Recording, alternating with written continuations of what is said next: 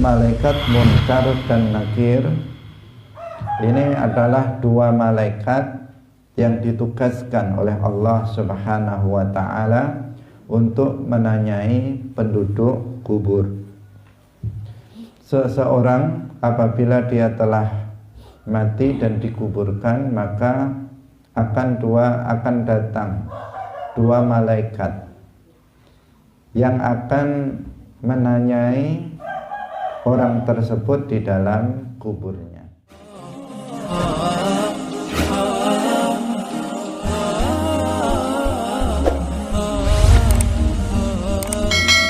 Assalamualaikum warahmatullahi wabarakatuh.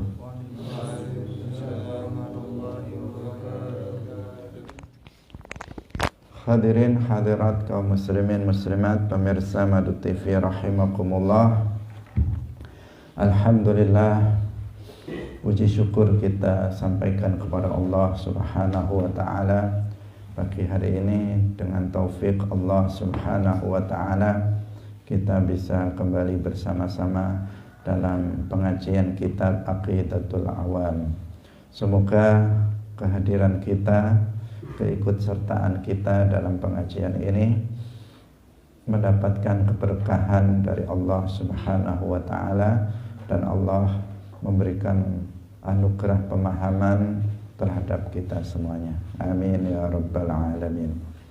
Shalawat dan salam semoga tetap terlimpahkan kepada Nabi Agung, makhluk termulia, Nabi Muhammad sallallahu alaihi wasallam, para sahabatnya, keluarganya, serta seluruh umat Islam yang mengikuti beliau ila yaumil qiyamah. Hadirin hadirat rahimakumullah, mari kita mulai pengajian kita dengan mengikhlaskan niat kita lillahi ta'ala. Kita masih membahas tentang nama-nama dari 10 para malaikat Allah. Qala al-muallif rahimahullahu ta'ala munkar nakirun wa raqibun kadza atidu malikun wa ridwanuh tala. Malaikat yang berikutnya, yang kelima adalah malaikat munkar, yang keenam adalah malaikat nakir. Jadi malaikat munkar dan nakir ini adalah dua malaikat yang ditugaskan oleh Allah Subhanahu wa ta'ala untuk menanyai penduduk kubur. Seseorang apabila dia telah mati dan dikuburkan, maka akan datang dua malaikat yang akan menanyai orang tersebut di dalam kuburnya. Dua malaikat itu adalah malaikat munkar dan malaikat nakir. Malaikat munkar dan nakir ini adalah malaikat yang menakutkan. Jadi manzaruhuma mukhif. Penampakan atau bentuk fisik daripada dua malaikat munkar dan nakir ini sangat menakutkan. Jika seseorang melihatnya, secara umum itu akan pasti ketakutan melihat tampang atau melihat perwujudan dari dua malaikat ini. Disebutkan di dalam hadis Rasulullah sallallahu alaihi wasallam bahwa dua malaikat itu adalah aswadani azraqani. Hitam, keduanya itu hitam, azraqani biru, hitam kebiru-biruan. Itu warna dari malaikat munkar dan nakir. Sehingga orang yang melihatnya itu akan ketakutan. Hanya saja di sini ada perbedaan antara orang mukmin dan orang kafir. Kalau wujud asli daripada malaikat munkar nakir itu memang menakutkan. Bagi orang kafir, maka mereka akan ketika melihat dua malaikat ini datang, maka mereka sudah ketakutan. luar biasa ketakutan ketika melihat kedatangan keduanya. Sehingga ketika malaikat Munkar dan Nakir ini menanyainya, maka orang ini nggak bisa menjawabnya, orang kafir. Kenapa? Karena dia sudah gemetaran duluan, sudah ketakutan duluan. Di samping memang dia orang kafir, sehingga dia tidak akan bisa menjawab pertanyaan malaikat Munkar dan Nakir.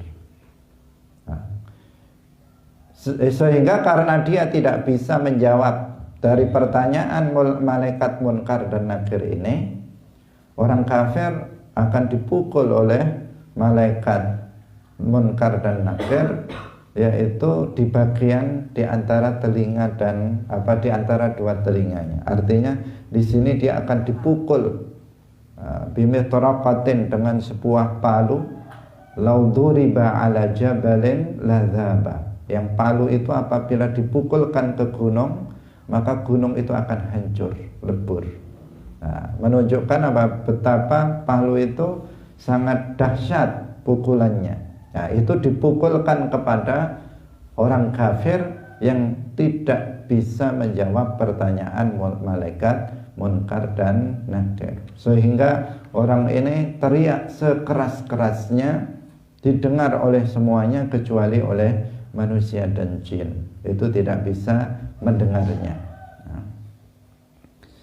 Karena jika mendengarnya maka heboh, karena terdengar oleh teriakan kesakitan yang dialami oleh orang-orang kafir di dalam kuburnya, karena diazab dengan dipukul oleh malaikat Munkar dan Nakir ini di dalam kuburnya, akibat dari dia tidak bisa menjawab pertanyaan malaikat Munkar dan Nakir ini. Hadirin hadirat rahimakumullah. Berbeda dengan orang mukmin. Kalau orang mukmin, maka Allah Subhanahu wa taala itu menetapkan hatinya. Kalau tampang menyeramkan dari malaikat Munkar Nakir itu ya tetap tidak berubah. Artinya dia penampilannya ya memang seperti itu. Azraqani, aswadani, azraqani, tetap menyeramkan, menakutkan. Hanya saja Allah Subhanahu wa taala itu menetapkan hati seorang mukmin sehingga dia tidak menjadi takut dengan kedatangan malaikat Munkar dan Nakir itu. Meskipun tampangnya itu menakutkan, tetapi orang mukmin tidak menjadi takut karena Allah Subhanahu wa taala itu menetapkan hatinya. Bahkan seorang mukmin ini dia gembira dengan kedatangan malaikat Munkar dan Nakir, bukan takut tetapi justru dia gembira. Hadirin hadirat rahimakumullah. Jadi sehingga karena dia gembira dan dia memang seorang mukmin, ketika ditanya maka para malaikat, para orang-orang mukmin ini dia akan bisa menjawabnya dengan baik. Tentang ini disebutkan dalam hadis tentang Munkar dan Nakir, dan tentang pertanyaan malaikat Munkar dan Nakir terhadap penduduk kubur ini disebutkan di dalam sebuah hadis Rasulullah Shallallahu Alaihi Wasallam yang diriwayatkan oleh Al-Imam Al-Bukhari dan Muslim dalam hadis yang panjang, bahwa Rasulullah Shallallahu Alaihi Wasallam bersabda, Innal abda idza wudi'a fi qabrihi wa tawalla anhu ashabuhu wa innahu la yasma'u qur'ani alihim. Sesungguhnya seorang hamba, jenazahnya sudah diletakkan di dalam kuburnya dan teman-temannya sudah berpaling dan pergi meninggalkannya, dan dia dapat mendengar gerak langkah sandal mereka. Artinya apa? Ketika seorang mayit itu sudah diletakkan di dalam kuburnya, kemudian ditutup, kemudian orang yang takziah ke kuburnya itu meninggalkan tempat itu, seorang mayit ini ruhnya dikembalikan lagi oleh Allah Subhanahu wa ta'ala. Ruhnya, akalnya, semuanya dikembalikan, kemudian dia kembali hidup sebagaimana sebelum mati. Nah, sebagaimana sebelum mati dia kembali sadar dan dia mengetahui bahwa dirinya sudah berada di dalam kubur, dan dia mendengar suara sandal orang yang berjalan meninggalkan dia. Artinya dia sudah kembali, ruhnya sudah kembali kepada dirinya. Maka ketika itu atahu malakani fayuq'idanihi fayaqulani. Kemudian datanglah dua malaikat. Malaikat ini adalah Munkar dan Nakir. Dua malaikat yang dimaksud adalah malaikat Munkar dan Nakir. Fayuq'idanihi. Dua malaikat itu kemudian mendudukkannya. Yang asalnya dia berbaring kemudian didudukkan oleh kedua malaikat itu. Fayaqulani. Kemudian dua malaikat itu berkata, ma kunta taqulu fi hadzal rajuli li Muhammadin sallallahu alaihi wasallam. Ditanya oleh kedua malaikat tersebut, apa yang kamu ketahui tentang laki-laki ini Muhammad sallallahu alaihi wasallam? Apabila dia seorang mukmin, fa ammal mu'minu fayaqulu asyhadu annahu abdullahi wa rasuluh. Jika dia adalah seorang mukmin, maka dia akan menjawab dengan benar, dia mengatakan, aku bersaksi bahwasanya Muhammad itu adalah hamba Allah dan utusan Allah. Fayuqalu lahu unzur ila maq'adika minan nari qad abdalakallahu bihi maq'adan minal jannah fayarahuma jami'an. Sehingga dikatakan oleh malaikat Munkar dan Nakir, lihatlah, tempat kamu di neraka sudah diganti, sudah digantikan dengan tempat kamu di dalam surga. Artinya kamu sudah diberi kabar gembira dia bahwa dia akan masuk ke dalam surga. Sehingga ketika itu dia melihat neraka dan melihat surga, bahwa dia sudah dijauhkan dari neraka dan dia akan masuk ke dalam surga. Ini bagi seorang mukmin. Qala Qatadah wa dzukira lana annahu yufsahu lahu fi qabrihi thumma raja'a ila hadithi Anas. Jadi di sini Qatadah menyebutkan bahwa kemudian kuburnya itu diluaskan. Diluaskan. Ini salah satu nikmat dari nikmat kubur. Kemudian kembali kepada hadis semula, wa ammal munafiqu wal kafiru fayuqalu lahu ma kunta taqulu fi hadzal rajul. Orang munafik dan orang kafir ditanya dengan pertanyaan yang sama. Apa pendapatmu tentang laki-laki ini, yaitu Muhammad? Fayaqulu la adri. Orang kafir ini mengatakan, saya enggak tahu. Kuntu aqulu ma yaqulun nas. Dia mengatakan, saya tidak tahu. Aku hanya berkata mengikuti apa yang dikatakan oleh kebanyakan manusia. Kemudian apa? Dikatakan fayuqalu la daraita wa la talaita wa yudrabu bimatariqa min hadidin darbatan fayasihu sayhatan yasma'uha man yalihi ghaira thaqalain. Kemudian dia dikatakan kepada orang munafik yang nggak bisa menjawab pertanyaan dari malaikat Munkar Nakir tadi, kamu tidak mengetahuinya dan tidak mengikuti orang yang mengerti. Kemudian orang tersebut dipukul dengan sebuah matarik, palu, matarik jamak mitroqah, min hadidin, dari besi, yang terbuat dari besi, dengan pukulan sehingga dia menjerit, berteriak sekeras-kerasnya, sayhatan yasma'uha, yang didengar teriakan itu oleh orang yang ada di sekitarnya, ghairat thaqalain, selain apa? Thaqalain maksudnya selain jin dan manusia. Jadi didengar oleh semuanya kecuali oleh manusia dan jin. Ini adalah dalil tentang su'alul malakain, pertanyaan dua malaikat, yaitu Munkar dan Nakir. Hadirin hadirat rahimakumullah. Jadi semua umat Muhammad itu nanti akan ditanya oleh malaikat Munkar dan Nakir. Ini adalah salah satu kekhususan dari umat Muhammad. Kalau umat Islam atau umat selain Nabi Muhammad, baik yang muslim atau yang kafir, umatud dakwah, itu tidak ditanya di dalam kuburnya. Sementara umat Nabi Muhammad yang mukmin ataupun yang kafir itu akan ditanya di dalam kuburnya. Tetapi ada pengecualian. Ada beberapa orang itu yang tidak ditanya di dalam kuburnya.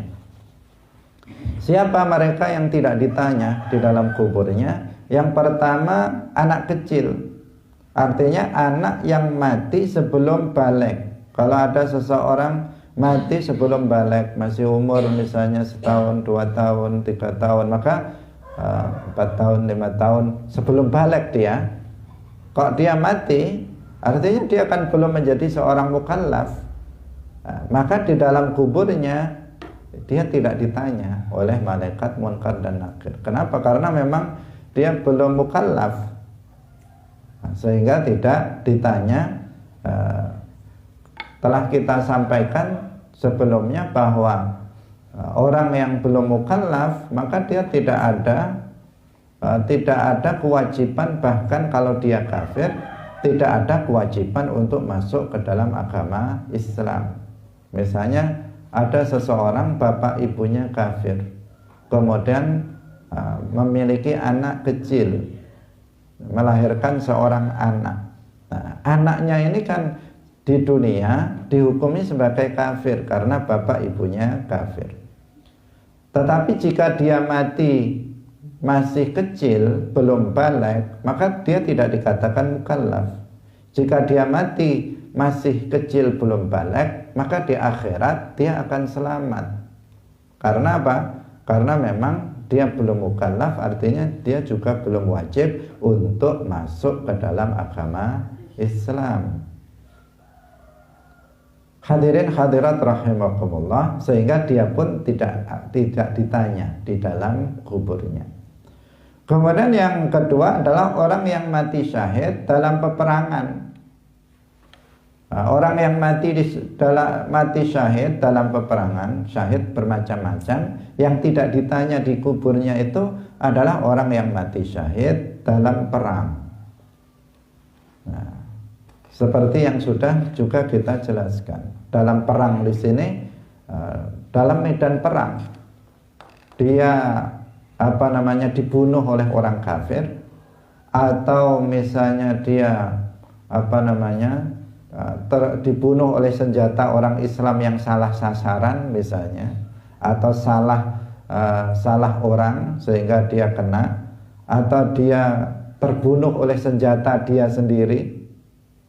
Dia mau membunuh orang kafir di depannya, ternyata pedangnya balik ke dia dan dia mati misalnya, atau dia misalnya jatuh dari kendaraannya dalam perang sehingga dia mati, maka orang-orang ini namanya mati syahid dalam peperangan, syahidul ma'rokah. Nah, dia akan mendapatkan keutamaan sebagai orang yang mati syahid. Ruhnya akan langsung masuk ke dalam surga, dan di dalam kuburnya dia tidak ditanya, tidak ditanya oleh malaikat Munkar dan Nakir. Kemudian yang tidak ditanya lagi itu adalah siapa? Yaitu Rasulullah sendiri. Rasulullah Muhammad sallallahu alaihi wasallam itu tidak ditanya di dalam kuburnya. Hadirin hadirat rahimakumullah. Kemudian juga dalam akidah Ahlus Sunnah wal Jamaah dianjurkan atau disunnahkan seseorang kalau mati itu untuk ditalqin. Ditalqin itu artinya diajari. Dia diajari, dituntun, diajari untuk menjawab pertanyaan malaikat Munkar dan Nakir. Jadi setelah mayat itu dikuburkan, kemudian ditalqin, dengan disaksikan oleh banyak orang.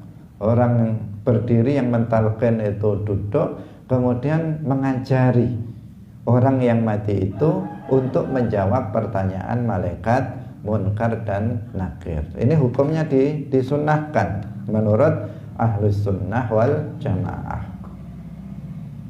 Tujuannya agar si mayat itu bisa menjawab pertanyaan dari malaikat munkar dan nakir. Disebutkan dalam sebuah riwayat hadis bahwa orang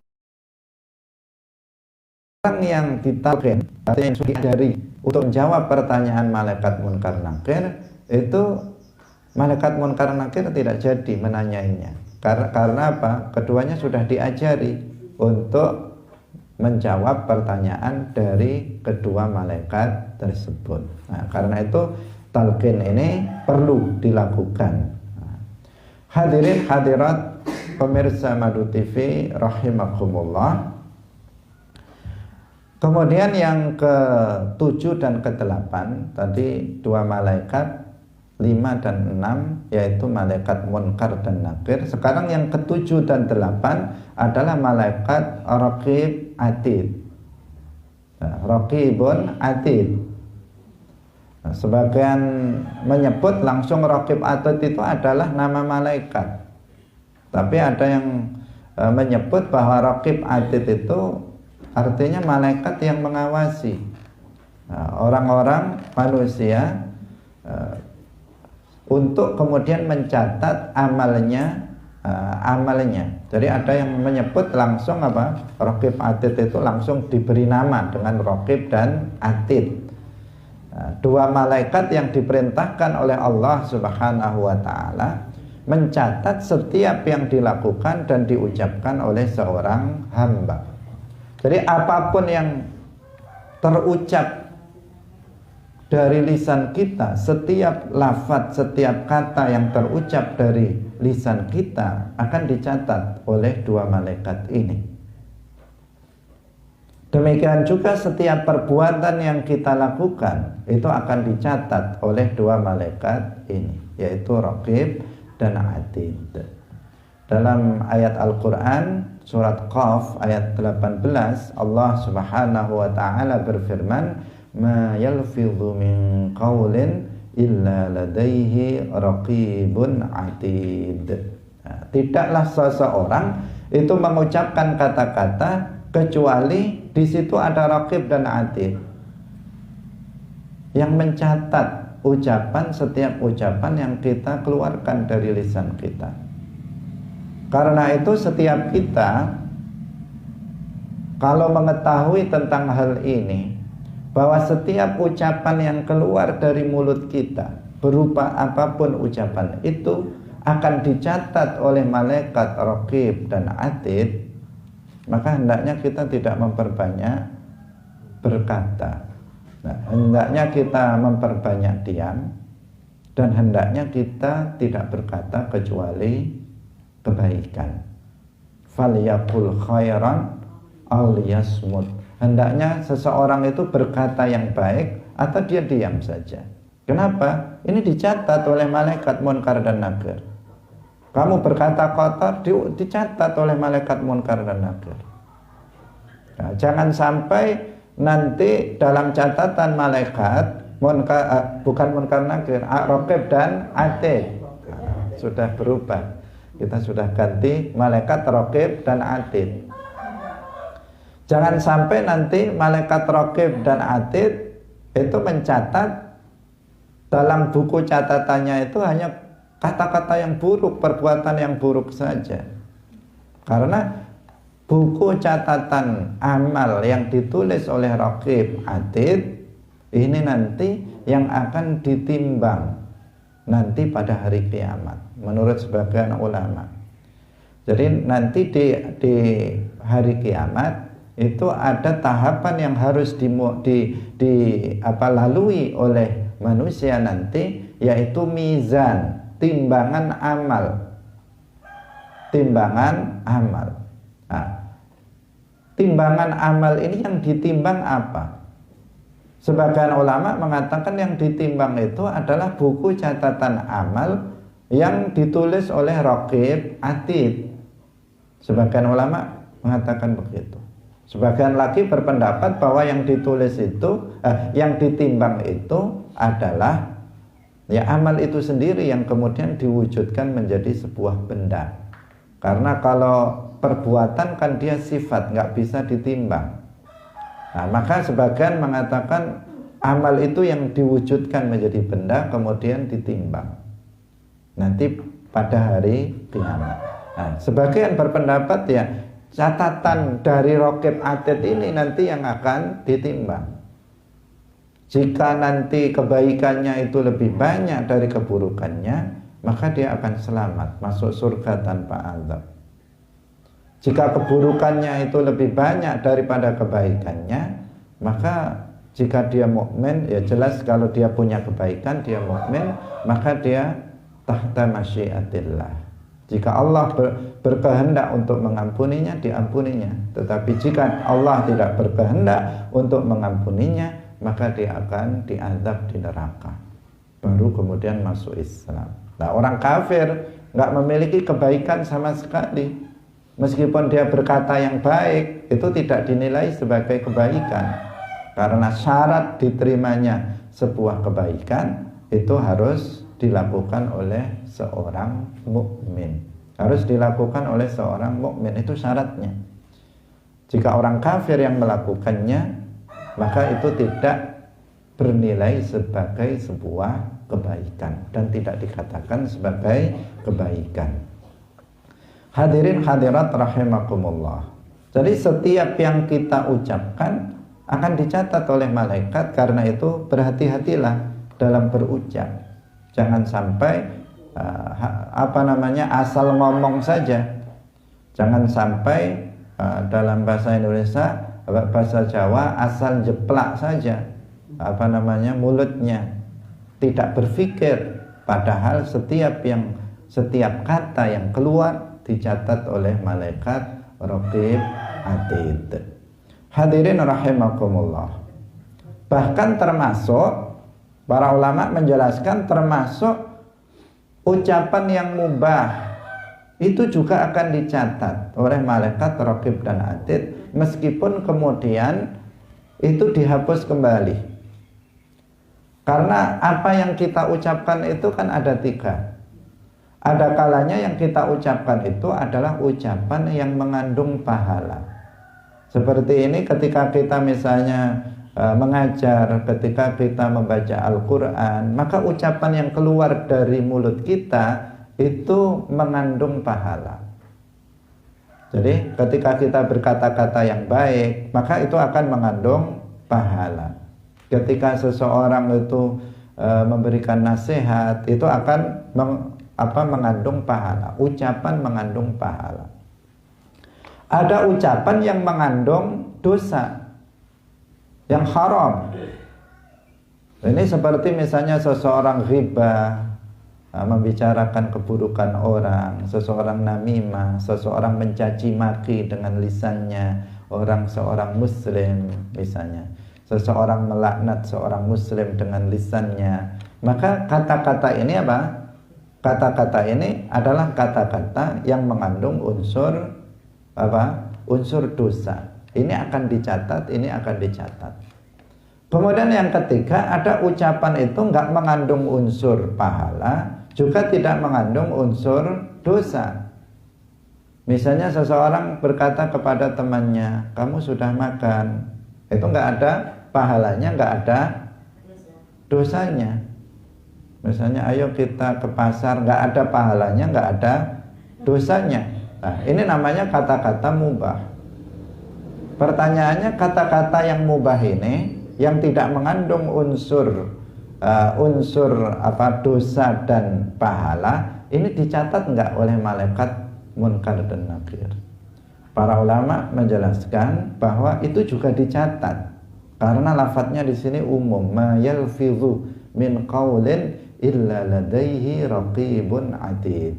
Tidaklah seseorang berkata-kata kecuali di situ ada Raqib dan Atid yang mencatatnya. Hanya saja kalau kata-kata yang mubah yang tidak mengandung unsur pahala dan dosa ini kemudian akan dihapus. Jadi akan dihapus kembali. Karena apa? Ini tidak nanti di akhirat tidak tidak dipertanggungjawabkan. Nanti yang ini kan yang kebaikan dan keburukan. Hanya saja terkadang sesuatu yang mubah itu bisa berpahala. Hadirin hadirat yang dirahmati oleh Allah Subhanahu wa taala. Inilah malaikat Raqibun Atid. Nah, ini harus kita sadari, Kita hidup di dunia ini, kita harus menyadari bahwa ada malaikat Raqib Atid yang bersama kita. Jadi ada malaikat Raqib Atid yang senantiasa setia mengiringi kita dimanapun dan kapanpun kita berada. Nah, ini akan senantiasa mencatat apa yang kita lakukan dan apa yang kita ucapkan, semuanya dicatat oleh Raqib dan Atid. Karena itu harus disadari. Kalau seseorang nggak menyadari bahwa apa yang dia ucapkan dicatat semuanya oleh malaikat, ada Raqib Atid, maka dia akan berkata semaunya. Kalau seseorang itu nggak menyadari bahwa apa yang dia lakukan itu dicatat oleh Raqib dan Atid, maka dia akan melakukan sesuatu sesuai dengan kehendaknya. Nah, ini karena sebagian orang itu melanggar aturan Allah atau aturan yang sudah dibuat itu kan karena nggak ada pengawasnya. Nah, karena nggak ada polisi, nggak apa-apa nggak pakai helm misalnya, nggak ada polisi, kemudian dia melanggar lalu lintas. Ada lampu merah, hijau, sedang merah, tengok-tengok nggak ada polisi, langsung terjang saja. Ya, karena apa? Dia tidak merasa tidak ada yang mengawasi. Padahal untuk manusia di dunia ini, yang hidup di dunia ini, ada Raqib dan Atid yang senantiasa mengawasi. Itu lebih daripada polisi, lebih dari CCTV. Kalau misalnya polisi, berapalah jumlah polisi? Jumlahnya sedikit dibandingkan dengan manusia. Tempat yang nggak ada polisi lebih banyak daripada yang ada polisinya. Kalau misalnya KPK berapa jumlahnya? Lebih banyak orang mencuri itu selamat dari KPK daripada yang tertangkap. Itu secara zahir seperti itu. Yang ketangkap banyak, yang nggak ketangkap lebih banyak. Karena apa? Jumlah KPK berapa orang? Dan kemudian bagaimana dia bisa mengawasi semua? Nah, tetapi orang Islam hendaknya dia menyadari bahwa ada pengawas yang tidak pernah, dia nggak tidur. Dia tidak pernah tidur, selalu mengawasi dan tidak pernah dia meninggalkan dirinya, yaitu Raqib Atid. Apapun yang dilakukan oleh seseorang maka akan dicatat dan itu akan dipertanggungjawabkan nanti di akhirat. Mungkin di dunia ini seseorang mencuri, seseorang korupsi, itu tidak ketahuan sampai dia mati, nggak ditangkap polisi, nggak ditangkap KPK. Tapi di akhirat dia tidak bisa lepas. Catatannya ada, Raqib Atid catatannya ada, bahwa dia mencuri, bahwa dia korupsi, bahwa dia melakukan ini dan itu, bahwa dia mengucapkan kata-kata yang kotor dan sebagainya. Itu semuanya dicatat oleh Raqibun Atid. Nah, ini yang harus kita sadari. Kita harus hafal ayat ini dan selalu kita ingat, ma yalfidhu min qaulin illa ladaihi raqibun atid. Nah, tidaklah kita mengucapkan sebuah kata-kata kecuali dicatat oleh Raqib dan Atid. Hadirin hadirat kaum muslimin rahimakumullah. Kalau orang menyadari itu, kira-kira ya dia tidak akan berani untuk melakukan perbuatan yang buruk. Seseorang tidak akan berani untuk mengucapkan kata-kata yang buruk, yang mengandung dosa jika dia menyadari bahwa semuanya itu dicatat oleh Raqibun Atid. Hadirin hadirat rahimakumullah. Kemudian yang berikutnya adalah malaikat Malik. Ini yang ke-9. Malaikat Malik. Malaikat Malik ini malaikat yang ditugaskan oleh Allah Subhanahu wa taala untuk menjaga dan mengazab orang-orang kafir dan sebagian pelaku dosa besar di dalam neraka. Jadi khazinun nar, penjaga neraka.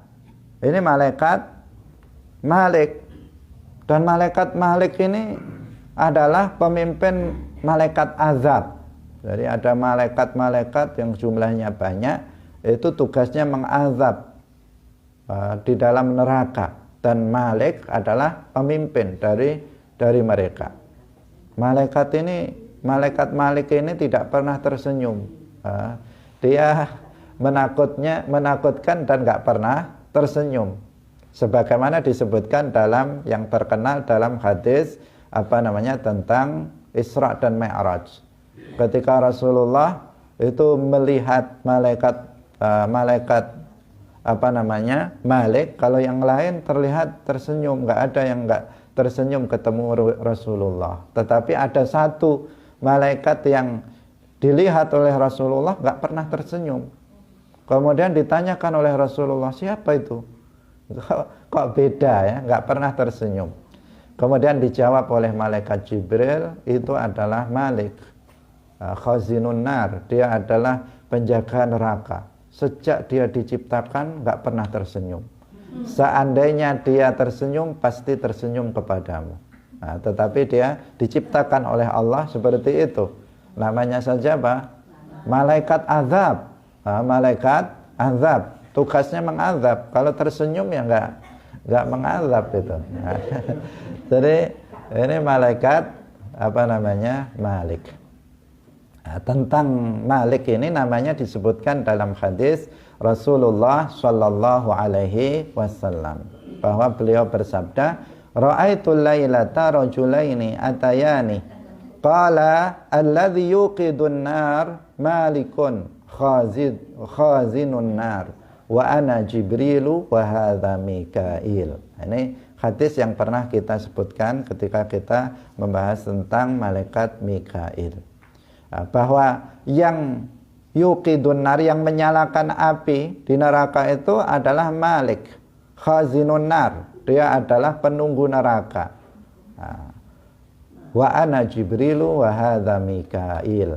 Jadi malaikat Malik ini malaikat penjaga neraka yang mengazab orang-orang kafir.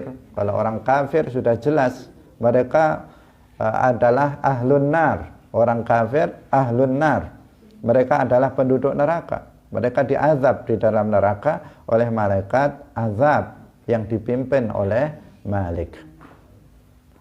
Kemudian juga orang-orang mukmin yang pelaku dosa besar, sebagian dari mereka. Jadi orang mukmin pelaku dosa besar, artinya yang mati dalam keadaan belum bertaubat, itu ada dua macam, ada dua kelompok. Ada orang mukmin mati belum bertaubat dari dosanya, artinya dia ahlul kabair, pelaku dosa besar. Di akhirat nanti ada dua kelompok. Sebagian dari mereka diampuni oleh Allah Subhanahu wa taala sehingga dia tidak masuk ke dalam neraka. Sebagian mereka tidak diampuni dosanya oleh Allah sehingga dia masuk dia masuk ke dalam neraka dan diazab. Nah, yang mengazab itu malaikat Malik dan dan bala tentaranya, untuk memang dari para malaikat azab tersebut. Nah, kalau orang-orang yang bertakwa, dia nggak akan masuk ke dalam neraka. Nah, orang kafir itu langsung masuk ke dalam neraka selama-lamanya di sana. Kalau orang mukmin pelaku dosa besar, jika tidak diampuni oleh Allah Subhanahu wa taala dosa-dosanya, dia akan masuk neraka, tetapi dia tidak akan abadi di dalam neraka. Karena itulah al-iman billahi wa rasulih, iman kepada Allah dan Rasulnya merupakan kunci dari keselamatan dari keabadian di neraka. Orang yang mati dalam keadaan mukmin, muslim, tidak akan abadi di dalam neraka, sebanyak apapun dosa yang dia lakukan. Hadirin hadirat yang dirahmati oleh Allah Subhanahu wa taala, sehingga iman ini harus dijaga, Islam harus dijaga, jangan sampai hilang, karena ini adalah kunci keselamatan dari keabadian di dalam neraka. Hadirin rahimakumullah. Kemudian yang terakhir adalah malaikat Ridwan. Malaikat Ridwan ini kebalikan dari malaikat Malik.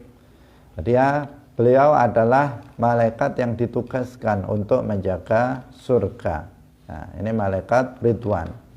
Beliau adalah pemimpin dari para malaikat yang menjaga surga. Sebagaimana bukan satu-satunya. Sebagaimana Malik itu bukan satu-satunya yang tugasnya mengazab penduduk neraka. Malaikat Ridwan itu juga bukan satu-satunya yang menjaga surga, tetapi beliau adalah pemimpinnya. Bahkan yang lain juga seperti itu menurut sebagian ulama. Misalnya malaikat Munkar dan Nakir. Malaikat Munkar dan Nakir itu apakah cuma dua itu saja? Setiap orang mati maka yang nanya itu dua saja. Sebagian tidak, sebagian ulama mengatakan enggak, itu pemimpinnya saja. Tetapi mereka punya malaikat-malaikat yang lain yang ditugaskan untuk menanyai setiap orang yang mati. Sebagian mengatakan seperti itu. Jadi Munkar dan Nakir itu pemimpinnya. Sebagian mengatakan malaikat Munkar itu adalah sekelompok malaikat, Nakir itu juga sekelompok malaikat. Demikian juga Azrail. Azrail apakah hanya satu itu saja yang mencabut nyawa manusia? Bagaimana jika yang mati dalam satu waktu karena musibah itu ribuan orang? Bagaimana mencabutnya? Maka sebagian ulama mengatakan malaikat Azrail itu pemimpinnya. Sementara dia memiliki anak buah, malaikat-malaikat yang lain yang ditugaskan untuk mencabut nyawa. Tetapi ada sebagian ulama yang mengatakan ya cuma satu itu saja, malaikat Azrail. Ini masalah khilafiyah di antara para ulama. Ada yang mengatakan ya satu itu saja, tetapi itu mudah bagi malaikat Azrail. Karena malaikat itu seperti yang kita sampaikan sebelumnya, bentuknya kan sangat besar. Ada yang mengatakan bahwa bumi bagi malaikat Azrail itu ya seperti berada di telapak tangannya saja. Bumi ini berada di telapak tangannya malaikat Azrail. Sehingga kalau dia mau mencabut nyawa orang di sini tinggal tidak sulit bagi malaikat Azrail. Itu menurut pendapat sebagian ulama. Artinya ini bukan sesuatu yang sulit jika Allah Subhanahu wa taala berkehendak. Malaikat Ridwan juga seperti itu. Malaikat Ridwan adalah pemimpin dari para malaikat penjaga surga. Surga seperti yang kita ketahui adalah tempat kenikmatan yang abadi bagi orang-orang yang beriman. Orang yang mukmin adalah ahlul jannah. Mereka akan mendapatkan kenikmatan surga di dalamnya. Insya Allah nanti akan ada pembahasannya secara khusus tentang masalah surga dan neraka, azab-azab neraka dan azab-azab surga. Kalau surga adalah tempat kenikmatan abadi bagi seorang mukmin, sementara neraka adalah tempat azab bagi orang-orang kafir selamanya dan bagi sebagian orang mukmin pelaku dosa besar untuk sementara waktu. Itulah neraka. Hadirin hadirat rahimakumullah. Demikian pengajian kita pada pagi hari ini. Semoga bermanfaat. Kita telah menyelesaikan penyebutan 10 dari malaikat Allah Subhanahu wa taala. Kita semuanya wajib mengimani bahwa para malaikat itu ada. Karena penyebutan tentang malaikat ada di dalam Al-Quran, juga ada di dalam hadis-hadis Rasulullah Sallallahu Alaihi Wasallam. Waspadalah, hati-hatilah terhadap kelompok yang tidak mengimani adanya malaikat. Ada sebagian kelompok yang mengatakan bahwa karena mereka nggak bisa melihat, mereka hanya beriman dengan sesuatu yang terlihat. Kalau nggak terlihat oleh mata mereka, mereka nggak mempercayainya. Nah, sehingga mereka tidak mempercayai adanya malaikat, dan mereka mengatakan bahwa malaikat dalam Al-Quran itu diartikan sebagai kekuatan alam. Nah, ini adalah sebuah kekufuran. Sebuah kekufuran. Karena beriman kepada para malaikat adalah min a'zami umuril iman, atau yang biasa orang menyebutnya sekarang dengan istilah rukun iman. Hadirin rahimakumullah, semoga bermanfaat. Barakallahu fikum. Wallahul muwaffiq ila aqwamit thariq. Wassalamualaikum warahmatullahi wabarakatuh.